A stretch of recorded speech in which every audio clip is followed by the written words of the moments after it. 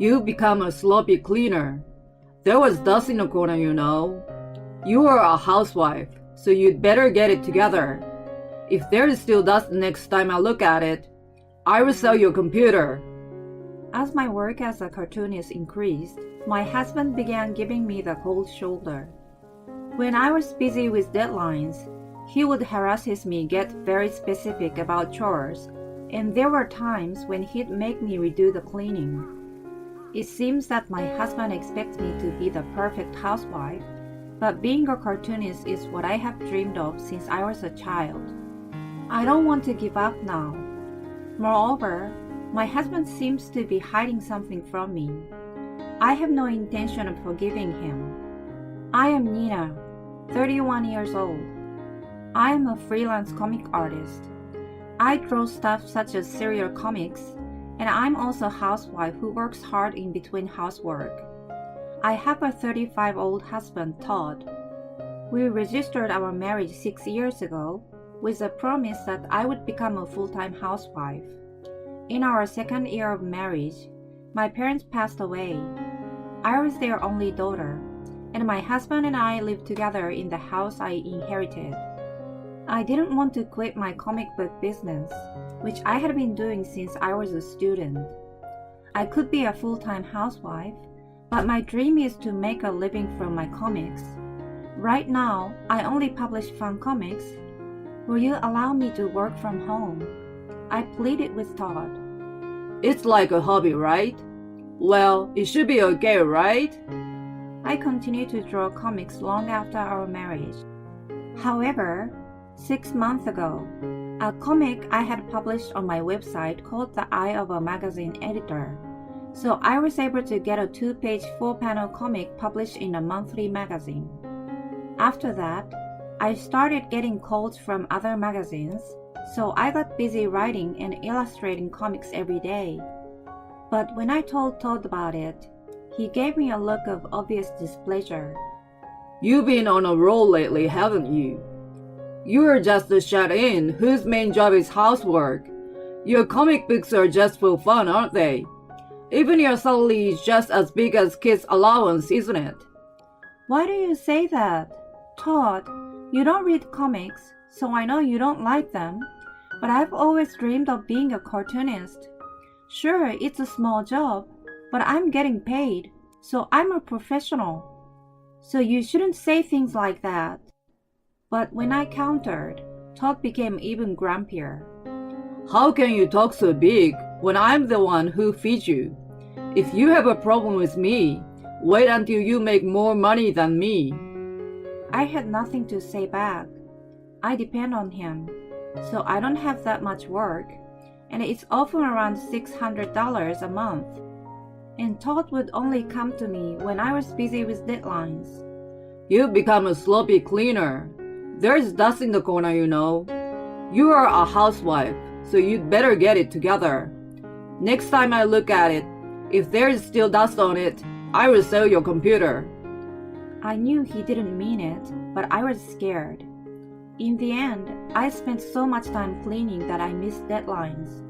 Todd seems to get irritated when he sees me being so busy, so he'd point out even the smallest household chores, which was annoying. One day, Todd came home from work at night. He has a habit of eating dinner as soon as he gets home from work. That day, as usual, the moment he sat down and put some simmered vegetable in his mouth, he shouted angrily from the kitchen. Hey, what the hell? The radish is not cooked all the way through. Are you kidding me?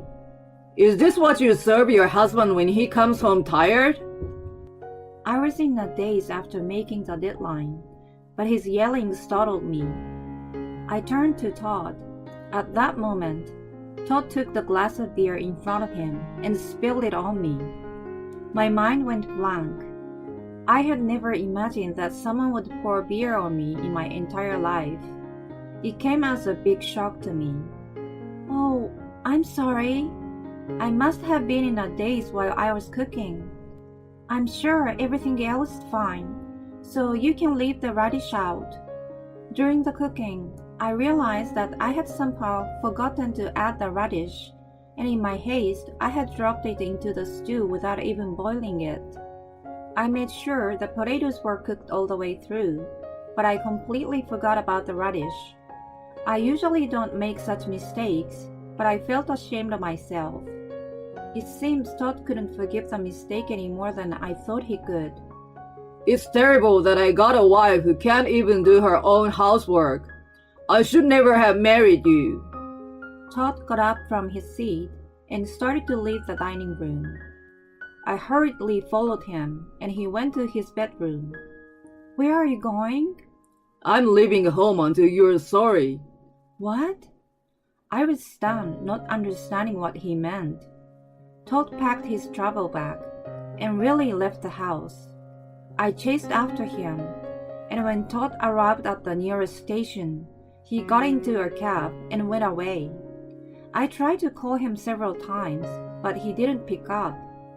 And even though I sent him an apology through WhatsApp, he wouldn't even read it. I fell into a heap on the spot and sobbed. Then I received a tap on the shoulder. I turned around, and Mr. Smith, Todd's boss, was standing there.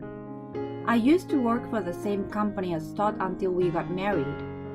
Mr. Smith was also my boss, and he was very enthusiastic about my education when I first joined the company. Mr. Smith. I become a section chief, you know. It's been a long time since your wedding, right? Why are you crying? You reek of alcohol. Did you go out drinking in your apron? Oh, it's been a long time. I'm so embarrassed to say this, but Todd and I had a fight. Oh, he's got a way of talking down to you sometimes, doesn't he? You can still put up with it if it's just an occasional annoyance at work. But when you are married and living together, he's going to get on your nerve. Mr. Smith turned a bright smile on me as he said that. How many times has his smile saved me when I made a mistake at work in the past?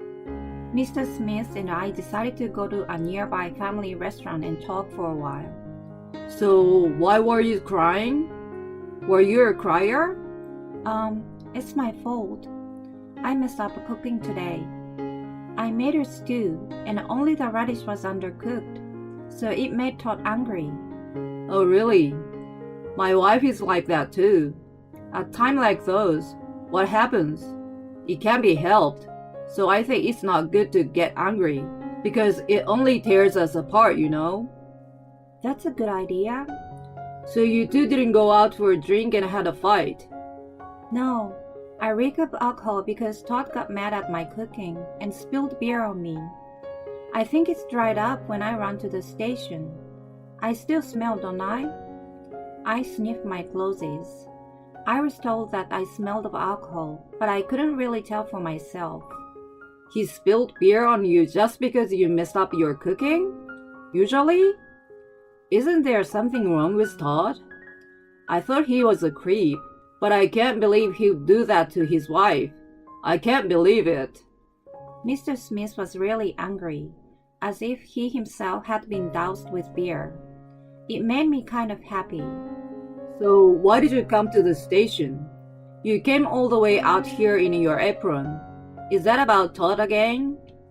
Yes, it's because Todd was acting strange.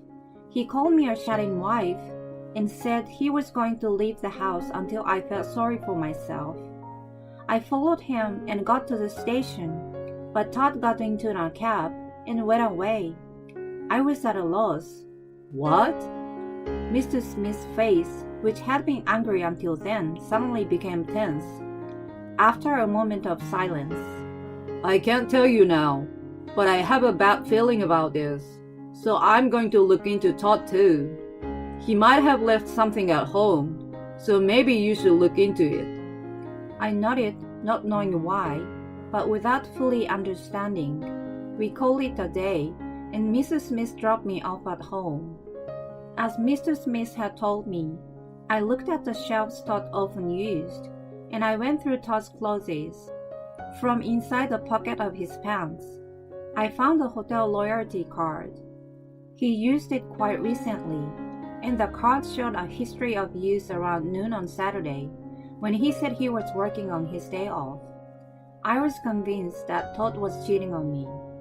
And then I remembered something that I hadn't remembered for a long time. That was before we were married. When one of us lost a phone, we had talked about how good it would be if we could use each other's phones to find others using GPS. We both did a lot of research and had completely forgotten that we had installed an app that specialized in finding a device. We launched the app, put in the password, and Todd found his phone in a surprising place. It was a famous tourist spot. It was also a famous date spot, so it was hard to believe that he would go there alone. I decided to move, assuming that Todd was probably on a trip with his cheating partner. The next day, I called the company and asked for Mr. Smith. Mr. Smith, thank you for yesterday. It's nothing. Did something come up?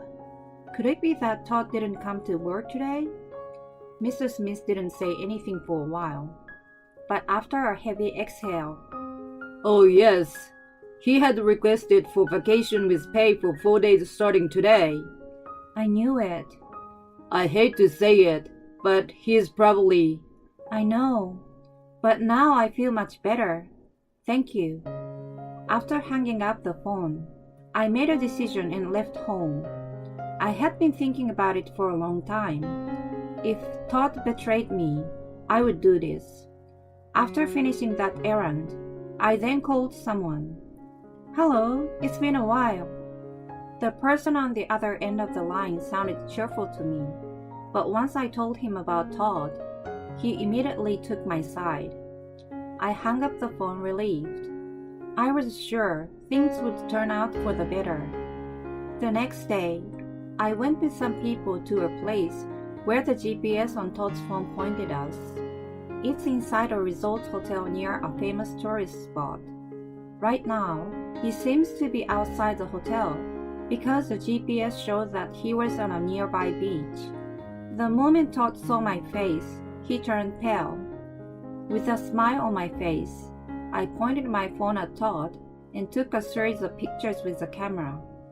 I wanted to get a two-shot of him and the girl beside him, who was about in her early 20s. By the way, 30 minutes earlier, Todd was in a bikini with that girl.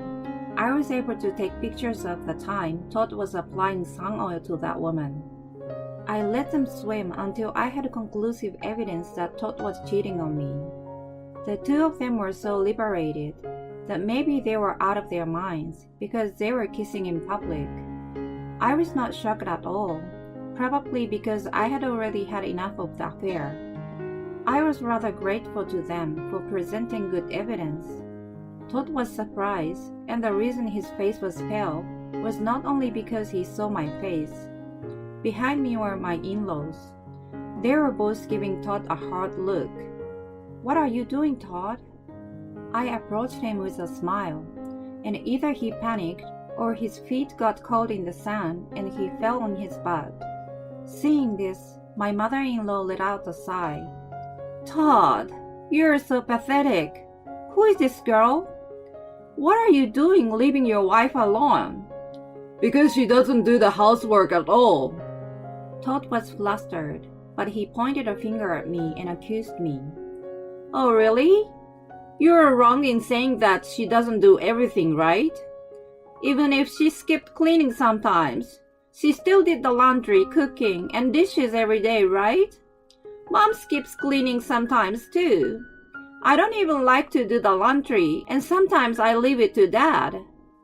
That's because you work part-time, right? She's different. She's a housewife who just draws and plays. So why can't she at least do the housework properly? Todd's words made my father-in-law furious.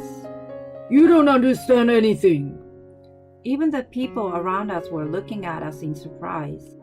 Some of them seemed to be pointing their cell phone cameras at us. In the meantime, why don't we discuss this in a proper place? Everyone nodded at my suggestion, and my in-laws and I went into a nearby restaurant first. Todd and his affair partner Mitch changed from their swimsuits into plain clothes, and then The five of us met face to face. We began by listening to Todd's side of the story. I wanted Nina to be a full-time housewife, but she started a stupid hobby like drawing comics and neglected her housework. I told her repeatedly, but she wouldn't do what I told her to do. So it's only natural for me to start looking for my next potential wife. Then Mitch countered him. What? Isn't that different from what you were saying to me?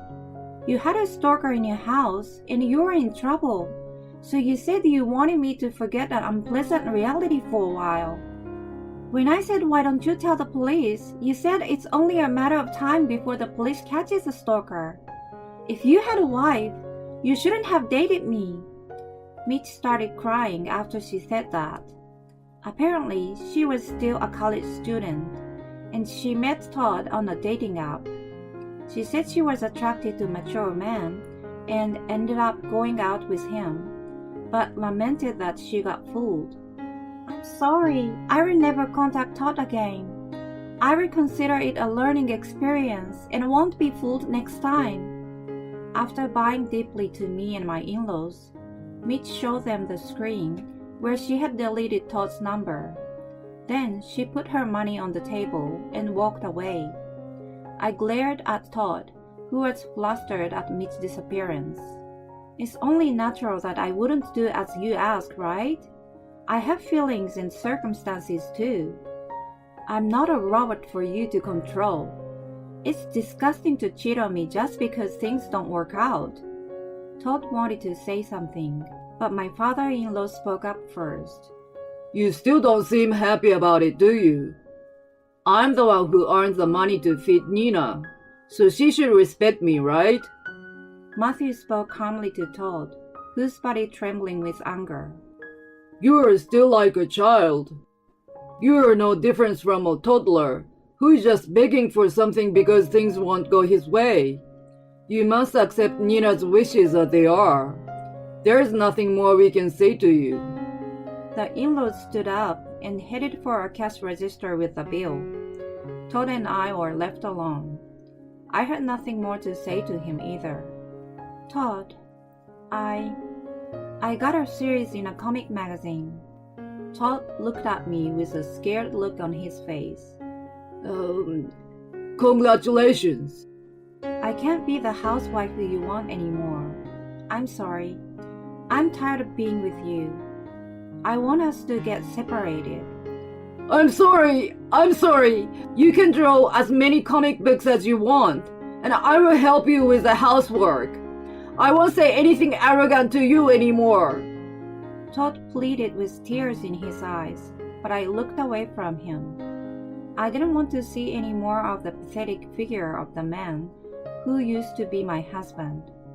I'm sorry, but it's not about that anymore. You looked down on me, didn't you? I thought we were on equal footing as husband and wife, but you are different. You thought you were in a better position because you worked to support me. No, you might have been right. I've changed my mind. I promise I won't give you a hard time anymore. So don't say you're breaking up with me. I've decided to sell the house we lived in. I have a relative who runs a real estate agency. I told him about the situation, and he agreed to buy it right away.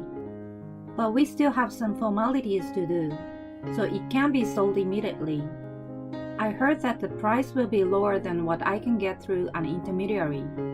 But it's my house, and I can do what I want with it. So I want to cut ties with you as soon as possible. I'm going to leave tomorrow.